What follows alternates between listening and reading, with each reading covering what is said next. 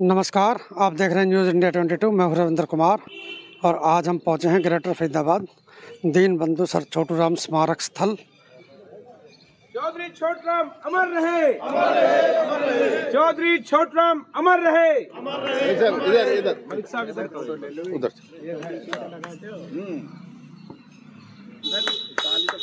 हाँ हाँ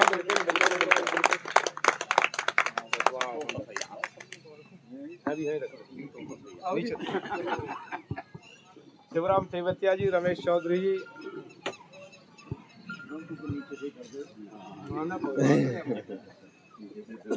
ना रमेश कर सके नीचे से बारी बारी सभी आ जाएंगे। फिर माल अर्पण करके फिर बैठ जाएंगे। रणवीर जी, धर्मवीर जी,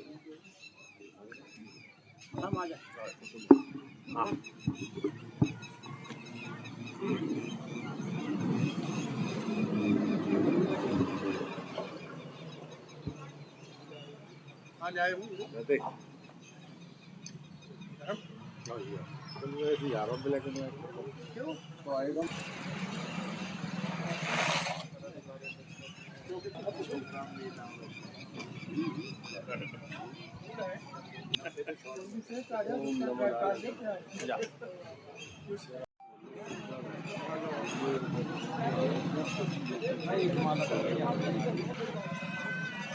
फोटो खींचने आता तेरे पास पत्रकार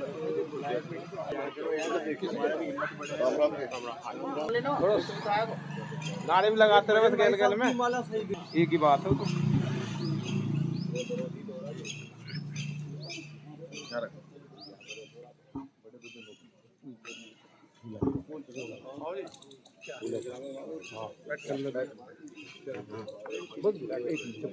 नीचे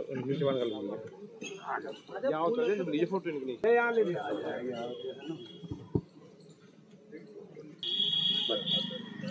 चौधरी छोटूराम अमर रहे, अमर रहे, अमर रहे। चौधरी छोटूराम अमर रहे, अमर रहे, अमर रहे। किसानों के मसीहा अमर रहे, अमर रहे, अमर रहे। रहबरे आजम चौधरी छोटूराम अमर रहे, अमर रहे, अमर रहे। किसानों के मसीहा अमर रहे, अमर रहे, अमर रहे। किसान एकता जिंदाबाद, जिंदाबाद, जिंदाबाद।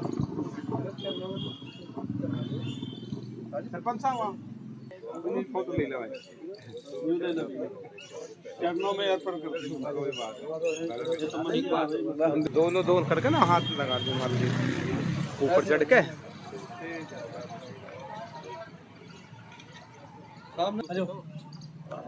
हमारी गेल भी आ जाएगा ना, तुम ऊंचे खड़े गेल नहीं कमाओगे आप लोग।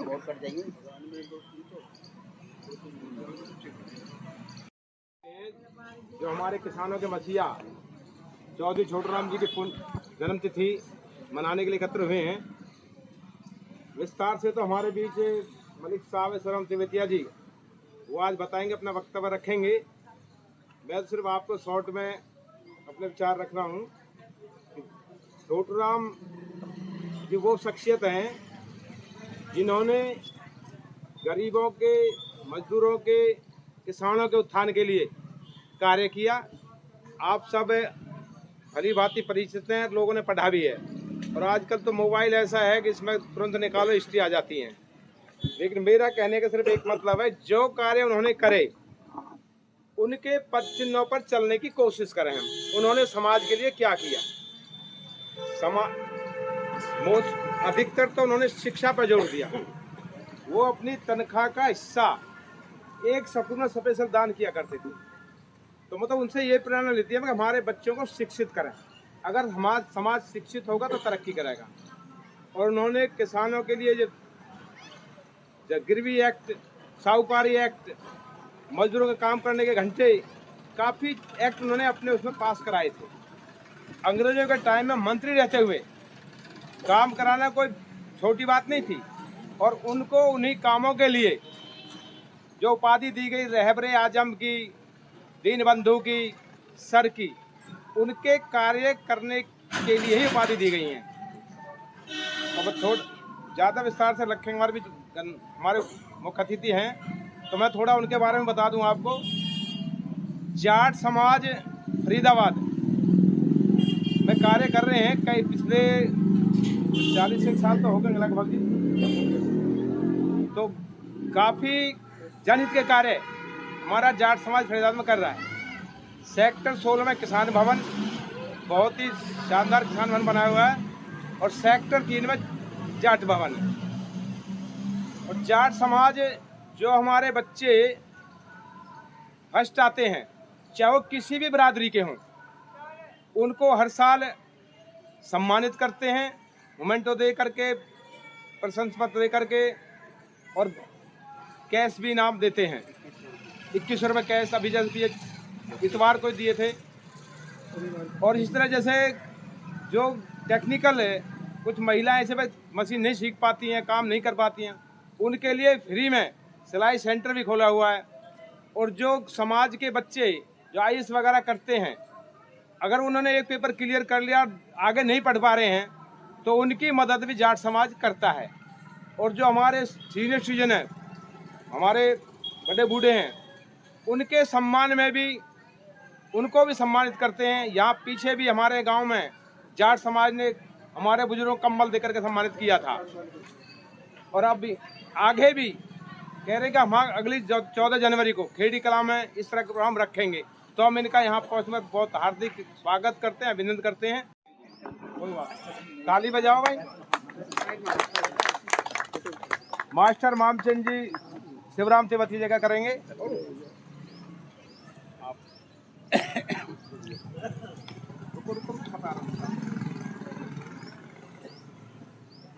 एक बार ना ऐसे हो जाए। रामकिशन जी रमेश चौधरी जी का स्वागत करेंगे।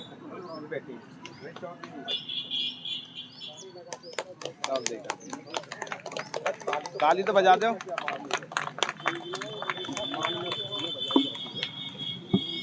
और तमाम सम्मानित साथियों, वैसे तो 24 नवंबर को सर छोटू राम की जयंती मनाई जाती है, लेकिन हम सम्मान पूर्वक इनकी जयंती जो है ना 2 बार मनाते हैं। आज बसंत पंचमी है, और बसंत पंचमी को हिंदुओं का वो त्यौहार माना जाता है कि जिसमें सरस्वती की पूजा होती है। और सरस्वती की पूजा के दिन ही इनका जन्मदिन इसलिए भी मनाते हैं, कई तरह की मान्यताएं हैं कि इन्होंने किसानों के लिए जो कहा उसको पूरा किया। कहते हैं ना कि भाई 24 घंटे के अंदर एक बार सरस्वती जो है हर इंसान की जुबान पर बैठती है। तो इस लिहाज से उनके जुबान पर भी सरस्वती थी, और उन्होंने जो कहा उसको करके दिखाया। क्योंकि उस टाइम तो अंग्रेजों का शासन था। आज तो अगर सरकार हठधर्मिता पर भी आती है तो 5 साल के बाद उसे जनता के बीच में आना पड़ता है। तो इसलिए ये जो सरकार, कोई भी सरकार है, वो कहीं ना कहीं आम जनता के दबाव में होती है, चाहे कुछ टाइम के लिए ही सही। लेकिन वो तो निरंकुश सरकार थी, उनको भी जो है ना इन्होंने मनाया। और आज एक नारा जो चल रहा है, अच्छा नारा है, बेटी बचाओ बेटी पढ़ाओ। और उस टाइम जब मतलब बहुत किस्म की जो मान्यताएं थी, बड़ी संकुचित किस्म की मान्यताएं थी, उस टाइम भी रहबरे आजम ने इस नारे को साकार उस टाइम किया, क्योंकि उनके कोई बेटा नहीं था और एक बेटी थी। और उनसे कईयों ने सवाल किया कि उस टाइम भी जो है ना वो एक मंत्री थे अंग्रेजों के शासन में, उनसे कहा कि आपके कोई बेटा संतान नहीं है, आपकी विरासत को कौन संभालेगा। तो उन्होंने कहा कि किसानों के जितने भी किसान हैं, उनके बेटा बेटी सब मेरे अपने बेटा बेटी हैं, तो मेरी विरासत तो ये है। तो ये उनकी सोच थी, और उन्होंने इस नारे को उस टाइम भी जो ना साकार करके दिखाया।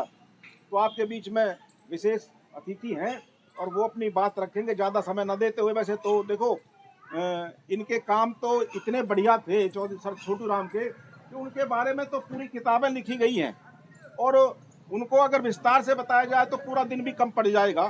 तो उनको समय देना चाहिए। मेरी बात तो आप सुनते रहते। इसी के साथ साथ बहुत बहुत धन्यवाद सर। चौधरी छोटूराम अमर रहे, रहबरे आजम चौधरी छोटूराम अमर रहे, दीन बंधु सर छोटूराम अमर रहे। शुभकामना देता हूँ कि आपने इकट्ठे होकर के माँ सरस्वती के दिन और इतनी महान शख्सियत का जन्मदिन मनाने का जो इकट्ठा होकर के आपने जो काम किया है, ये बहुत प्रशंसनीय, सराहनीय है। मेरी बहुत बहुत शुभकामना। हमने किताबों के माध्यम से ही पढ़ा है कि उस वक्त के जो हालात ऐसे थे जब इनका जन्म हुआ और जब इनकी जीवन बीता कि पूरा समाज, कृषक समाज, मजदूर, गांव ग्रामीण समाज वो कर्जे की गिरफ्त में था और हर साल जो फसल पैदा करता था किसान, उस सारी फसल को साहूकार अपने घर ले जाता था ढुला के और बाद में फिर उसमें कर्जा के रूप में किसानों को दिया करता था। 1929 में एक पंजाब समिति बनी और उन्होंने अध्ययन कराया तो ये आकलन किया कि भाई उस वक्त 55,000 की संख्या थी साहूकारों की अकेले पंजाब में और पूरे देश का 1/4 हिस्सा साहूकार पंजाब में रहते थे। 170 करोड़ रुपया उन दिनों जो आकलन किया किसानों पर कर्जा था और हर साल 13 करोड़ रुपया ब्याज के रूप में और बढ़ जाया करता था, जबकि पूरे पंजाब जो पाकिस्तान में पंजाब चला गया वो हमारे यहाँ का पंजाब, हरियाणा, हिमाचल ये सारा पंजाब कहलाता था और पंजाब का टोटल जो बजट था वो 12 करोड़ था। उस 12 करोड़ में से 10.5 करोड़ रुपया किसानों की ज़मीन का अवियाना वसूल करके किसान के टैक्स के रूप में वो जाता था और शहर के लोग जो थे, ज़्यादातर जो पैसा था सरकार का वो शहरियों पर खर्च होता था और पैसा वसूल लिया जाता था देहातियों से। तो सर छोटूराम ने ये देखा कि भाई किस तरह से मैं इस कौम का कल्याण करूं। जीवन में उन्होंने बहुत कष्ट भोगे थे, पैसे की तंगी झेली थी, तिरस्कार झेला था, माँ बाप का सबका देखा, अपमान की दृष्टि से देखते थे। साहूकार के वहाँ जब जाते थे किसान तो उन्हें नीचे बैठाया करते थे और उनकी बेकदरी, अभी भाई सतपाल जी ने बताया कि भाई उनके पिताजी को ये कह दिया पंखा चला तो उनका स्वाभिमान जाग गया। उन्होंने तो उसी वक्त कह दिया था तुम्हें लज्जा नहीं आती मेरे पिता से आप जो पंखा चलाने की बात कहते हो, अरे तुम्हारा बेटा है उसे चलवाओ, या मुझे कह देते मैं चला देता। तो एक तरह से उनका एक स्वाभिमान और ओज जो था वो अंदर से जागृत हो गया। परंतु उन्होंने सत्ता ऐसे नहीं प्राप्त की, सत्ता में भी बहुत संघर्ष था। आज भी हम देखें कि सत्ता का संघर्ष तो आज भी है। आज हमारे पास साधन है, उस वक्त साधन भी नहीं थे, लेकिन उस साधनों में, कम साधनों में से भी उन्होंने अपना रास्ता निकाल के पहले तो जो अपनी कौम थी, जो किसान कौम थी, उनके अंदर उन्होंने आत्मशक्ति जागृत करी।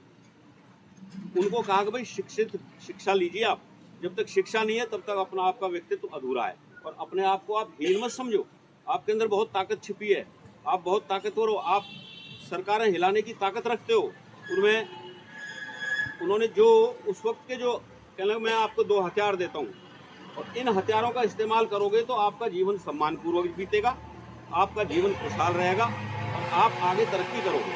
और 2 हथियार दिए तो उन्होंने, संगठन और प्रचार। एक तो अपने आप को संगठित करो, छोटी मोटी बातों पे आपस के जो मतभेद है उन्हें भुला करके और इकट्ठे रहो, और दूसरा अपना प्रचार करना सीख लो। अपनी बात को, छोटी सी बात होती है, शहरी लोग जो है आसमान पर उठा लेते हैं, अखबारों में खबरें आने लगती हैं और सरकार भी झुकने के लिए बाध्य हो जाती है। तो ये 2 हथियार उन्होंने ऐसे दिए। हमारे साथ मलिक साहब जुड़ चुके हैं और आज जो ये कार्यक्रम गांव खेड़ी कला में किया जा रहा है बसंत पंचमी, इस कार्यक्रम में इनसे हम बात करेंगे। सर नमस्कार जी। नमस्कार, नमस्कार, बहुत बहुत आभार आपका। मलिक साहब, आप जो आज के इस कार्यक्रम में आए हैं, आपने लोगों को संदेश दिया है, क्या कहेंगे आज के बारे में? मैं तो यही कहूँगा कि हमें अपने पूर्वजों से, उनके सिद्धांतों से, उनके मार्गदर्शन से जितना हम कुछ सीख सकते हैं वो हमें अब खुद सीखना चाहिए, वह चलने की कोशिश करनी चाहिए और अपनी नई जनरेशन को उससे अवगत कराते हुए, उनसे प्रेरणा लेते हुए उनको भी मोटिवेट करना चाहिए, ये मेरा सोचना है। सर छोटूराम ने किसानों के बारे में बहुत कुछ किया है और लिखा है किताबों में। उन्होंने जो किसान थे उनकी जो ज़मीनें थी वो साहूकारों से छुड़ाई और कहीं ना कहीं आज भी किसान जो है वो साहूकारों के बैंकों से आज भी जकड़ा हुआ है, उनका मक्कर जाल में फंसा हुआ है। इसके बारे में क्या कहेंगे? देखिए, सबसे बड़ी बात मुश्किल ये है कि अब जो किसान की जोत है वो जोत बहुत कम होती चली गई है परिवार बढ़ने की वजह से। इसलिए अब किसानी का एक्चुअल जो धंधा है वो कोई प्रॉफिट का धंधा नहीं है। किसान जितना की जो लागत आती है उसके लगाने में, जितने वो दवाइयों पे खर्च करता है, जितने उसके पानी वानी लगाने में खर्च करता है, खाद लगाने में खर्च करता है, कीटनाशक दवाइयों के इस्तेमाल में करता है, वो इतना खर्च हो जाता है कि उसको लास्ट में कुछ बचता नहीं है। तो सरकार को इस तरफ सोचना चाहिए, मैं तो यही कहूँगा। अभी किसान 13 तारीख को कूच कर रहे हैं दिल्ली की तरफ और उनकी कुछ अपनी मांगे हैं और लंबित पड़ी थी वो मांगे, उनके उपलक्ष्य में अब वो बॉर्डरों पे आ चुके हैं। इसके बारे में आप क्या कहेंगे? मैं तो यही कहूँगा कि ये सारा मसला जो है बातचीत से सुलझना चाहिए। सरकार को भी संवेदनशील होकर इस तरफ सोचना चाहिए और उनकी समस्याओं को दूर करना चाहिए। जी धन्यवाद सर। और भी जानेंगे हम, हमारे साथ किसान संघर्ष समिति नहरबार के संयोजक सतपाल नरवत जुड़े हैं उनसे। सर नमस्कार जी। नमस्कार जी। सर, ये जो किसान बॉर्डर पर टिके हुए हैं, हरियाणा बॉर्डर पर, पंजाब से आए हैं, उत्तर प्रदेश के बॉर्डर से भी आए हैं, आप इसके बारे में क्या कहेंगे? देखिए, 2 साल पहले भी किसान दिल्ली के आसपास धरने देकर बैठे थे। लगभग 13 महीने में धरना दिया था। उस समय सरकार ने इनकी मांगों को बताया था जायज़ मांगे हैं। 3 कानून उस समय रद्द कर दिए थे, लेकिन जो मांगे थी इनकी, भाई MSP पे कानून की गारंटी दे और जो किसान शहीद हुए उनको मुआवजा दें, और जो लखीमपुर खीरी में 7 किसान मारे गए थे उनको भी मुआवजा दें, तय था 10-10 लाख रुपये देने का। तो ये जो डिमांड है इनकी पेंडिंग, बिजली बिल एक्ट 2020 जो रद्द करने की बात थी वो भी सरकार ने मानी थी, लेकिन 2 साल से ये लंबित पड़ी हुई है और कोई कमेटी भी बना दी गई थी, लेकिन फैसला अभी तक नहीं हुआ सरकार की तरफ से। तो थक हार कर किसान फिर आंदोलन की राह पर हैं।